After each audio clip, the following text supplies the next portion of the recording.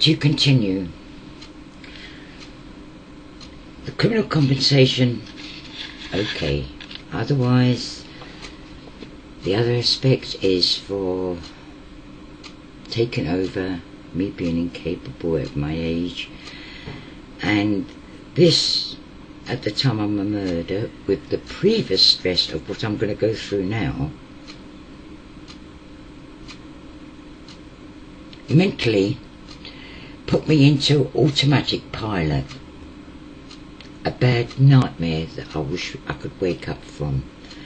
But it was all verified by the neighbours who took many of these calls because I was incapable. I just couldn't take any more.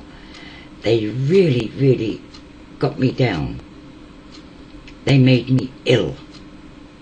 Remember, this was on top of what I'm about to go through.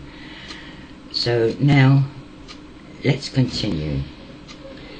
Right, next thing is the questions. The possibility that because I've been told I asked too many potential questions, that I became a pain in the butt, and I had to be able to get out of this property, i.e. very cleverly trying to get me to go on to another association with their help, where I was lose my standing as a secure tenant and put me into anything, which I refuse. They even, well, we'll go into that after. Right, the next, as I say, was questions that I was asking. Right, one was why the responses and actions from Mandy Mason got a trained military person. Now this is what I'm saying, a trained military person who fought for our country, into such a mental state, and his partner through to tears. I just thought, so what's going on here? Two, now this is a very congested area with all religions and families living here and very close, very close together. Now, I was asked, I only ask, I was not bombastic and nothing, I only ask, when given permission to a tenant and friends to have nude sunbathing in the garden, overlooking by many, why wasn't it considered it could be offensive to some? Would it be wrong to suggest like a skimpy bikini rather than nude? She didn't live here. She didn't have to live with the consequences of her decisions. She could get in a car and go home in the other day. It was the people who lived here. So why weren't they consulted before she made this decision? Right, then information given to me in front of an age-concerned visitor, i.e., now this sort of goes on a bit, I'll just give you a few details. I was told by Mandy Mason, as I say, in front of an age-concerned visitor, Midlands Heart have capped all their wages. They only had funds to do emergency repairs. They had work overload. They cannot afford the staff. I will go on when I do it properly. This to me was internal information. It wasn't the tenants. And then in front of police, she informed me she would not come to my house again. I was not to contact her.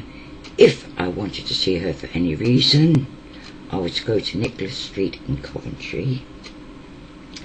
Nothing was admissible for evidence against what was going on next door, although even one time I've even lifted the phone, held it up at 2 or 3 o'clock in the morning because I was given numbers to phone,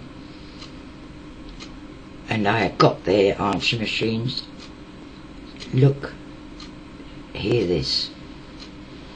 Nothing was amiss with evidence. This young girl sent police to my home twice, who implied I was dreaming, I had hearing defects, with nightmares. Even came with the police to protect her against me. So then I asked the senior staff by email and verbally. Yes, I have got that here. Right. I wanted an independent inquiry into the staff chain accountability of responsibility considering legal complaints procedure.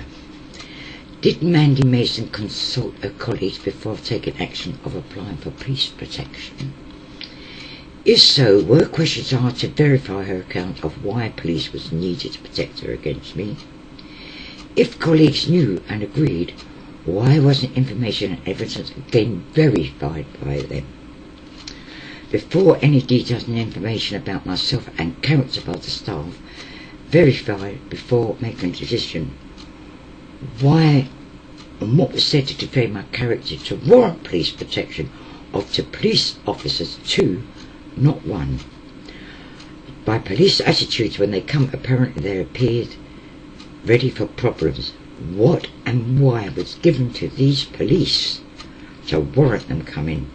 Why was it not first assessed by another colleague on her team, not one person, or a community officer to come and assess the situation before they got the police? Did she take it on her own back? Were others within the teamwork, her superiors, informed of this? If so, if the situation was considered probably a problem, then assessed by a senior and discussed further if action was needed or whatever. Why, first of all, was the situation not assessed what kind of person I was, instead of that I was a threat to this individual? Right. Now then, recently I was given a phone call, so when I